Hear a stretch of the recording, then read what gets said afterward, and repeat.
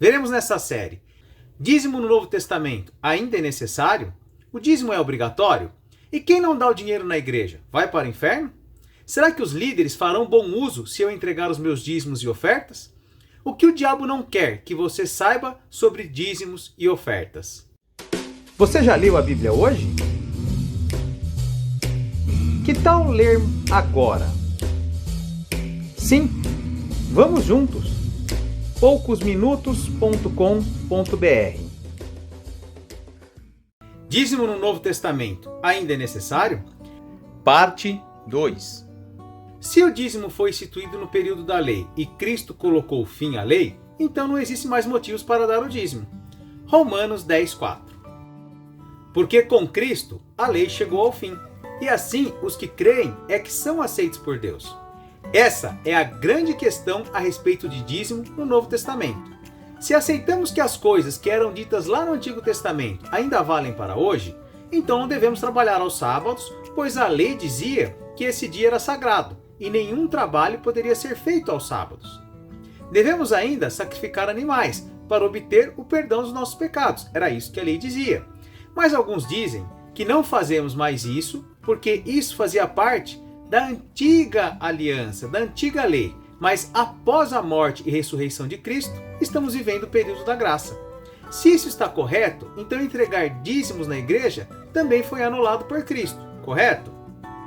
Será que é realmente isso que a Bíblia nos ensina? Ou será que essa é a vontade daqueles que não querem tirar R$1 do bolso para ajudar a obra de Deus? Deixa aí nos comentários. Você acha que aqueles que não contribuem são mesquinhos demais? Ou são mais espertos dos que os outros? O que você acha? Quero muito ouvir sua opinião sobre esse tema tão polêmico. Fica comigo até o final. Eu te mostrarei 3 itens importantíssimos para esclarecerem esse assunto de uma vez por todas.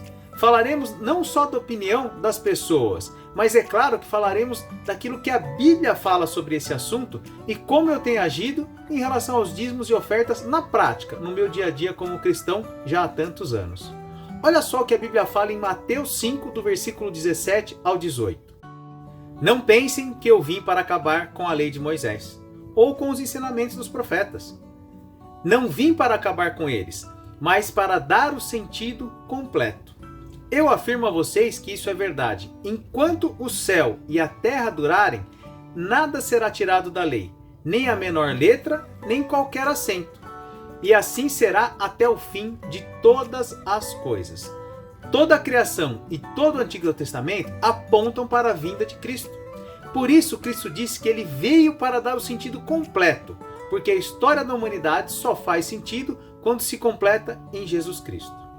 Desde o sacrifício de animais que foram entregues lá no Antigo Testamento, desde os milagres que aconteceram entre o povo, os templos que foram construídos e todos os outros itens apontam exclusivamente para a vinda do Messias.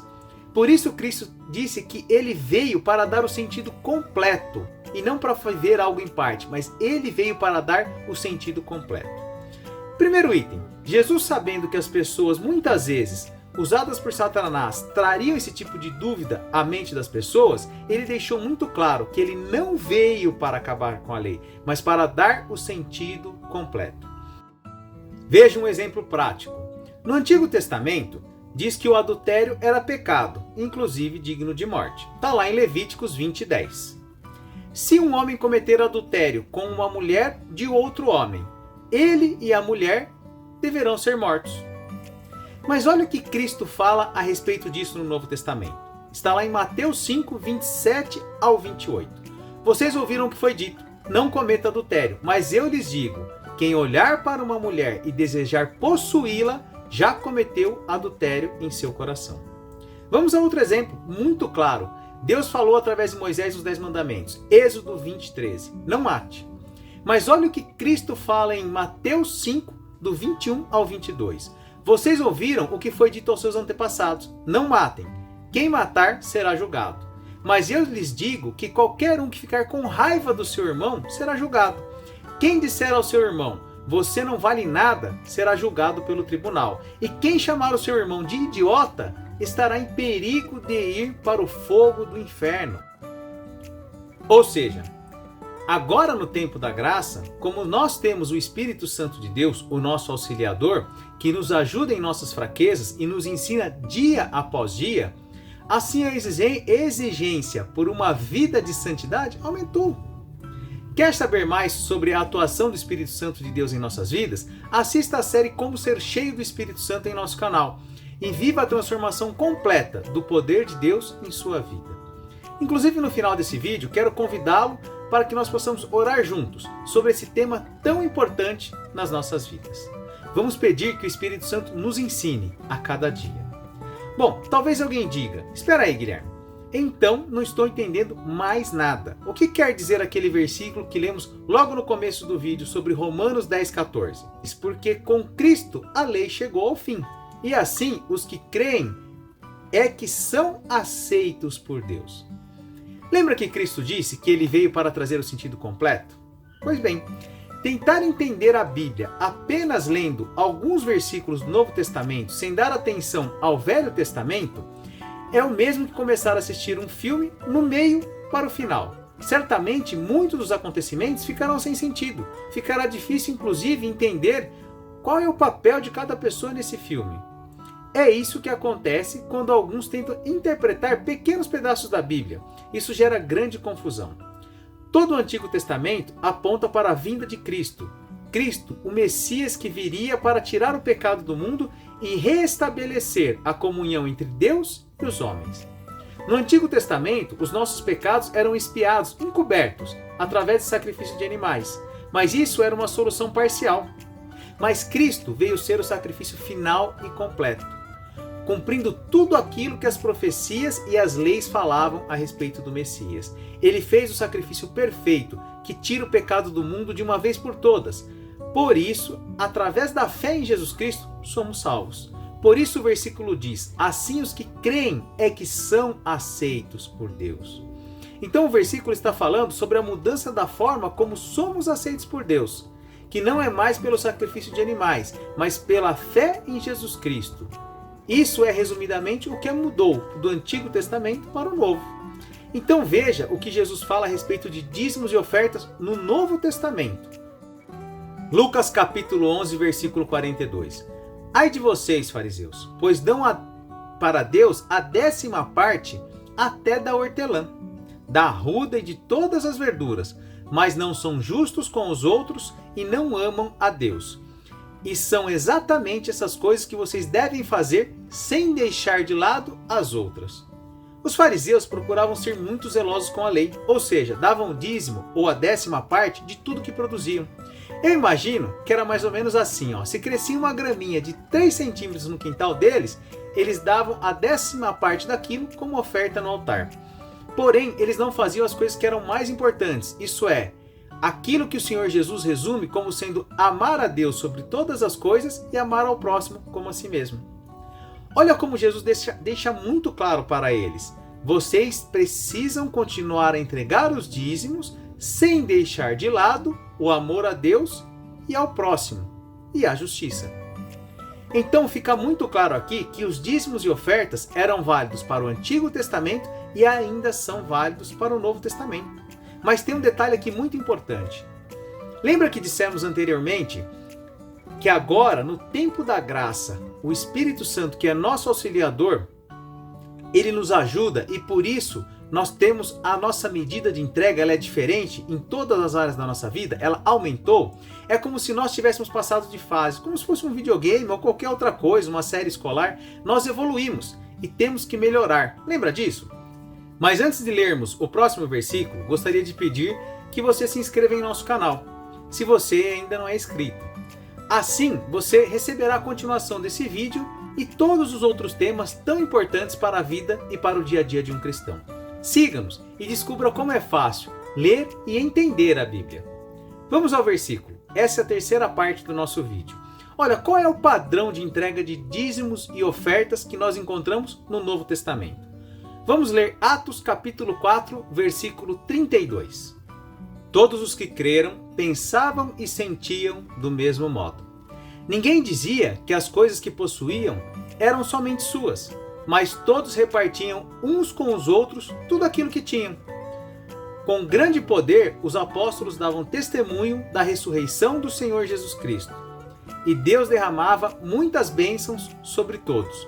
Não havia entre eles nenhum necessitado, pois todos os que tinham terras ou casas vendiam, traziam o dinheiro e entregavam aos pés dos apóstolos. E cada pessoa recebia uma parte de acordo com a sua necessidade. E então? E agora? Opa, não sai do vídeo não. Espera aí. Pode procurar na sua Bíblia que está escrito igual essa que eu li. Vendiam terras ou casas e entregavam tudo aos pés dos apóstolos. E aí, você tem coragem? Para aqueles que acreditam que o dízimo era só para o Antigo Testamento e que no Novo Testamento não existem, só existem ofertas, como fica a questão do valor das ofertas então? É muito sério, porque se você não tem como objetivo entregar todos os meses uma parte do seu rendimento para ajudar a obra de Deus, certamente você não fará. Quase sempre ocorrerá outra prioridade. Outro dia eu vi um pastor dizendo que ele só entregava oferta e que muitas vezes tinha que esperar o momento certo, alguém necessitado, para poder entregar uma oferta. É interessante, porque exatamente no momento em que ele dizia isso, ele parou por um tempinho, começou a pensar e disse, às vezes demora um certo tempo até encontrar alguém ou uma oportunidade de entregar uma oferta. Puxa, me perdoe, mas não é isso que a Bíblia ensina. A verdade é que a obra de Deus não espera por uma oportunidade para suprir as suas necessidades. Todos os dias, o Evangelho precisa ser levado às pessoas e essa necessidade precisa ser suprida pelo povo de Deus. Realmente vemos vários exemplos de Paulo coletando ofertas dos cristãos no Novo Testamento, mas vemos pouquíssimos versículos falando sobre dízimo, como esse que nós citamos agora sobre Jesus. Mas se formos aplicar ao pé da letra como devemos viver na graça, o exemplo que temos de entrega de ofertas e dízimos é aquele que acabamos de ler. Então eu te pergunto, você tem coragem de fazer o que fizeram os primeiros cristãos?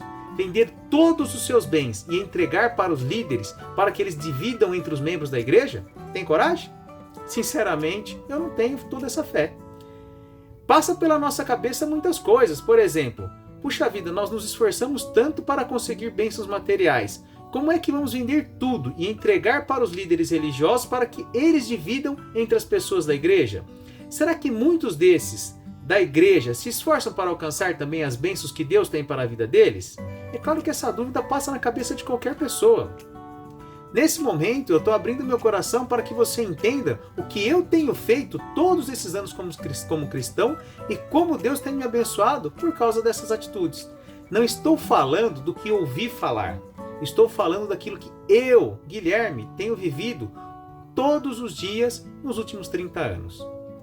Eu tenho entregado meus dízimos e ofertas há mais de 30 anos e usei como parâmetro os 10%, o dízimo, de tudo aquilo que ganhei, que eu vejo estabelecido no Antigo Testamento, e para as ofertas eu utilizei um outro valor que Deus tem colocado em meu coração. Tenho sido abençoado todos esses anos por entregar, não por obrigação, mas por amor à obra de Deus. Eu utilizo os 10% apenas como parâmetro, mas não se limitando a isso. Na verdade, eu sempre entreguei muito mais do que o dobro disso no altar. Sinceramente, essa foi uma das melhores coisas que eu fiz na minha vida.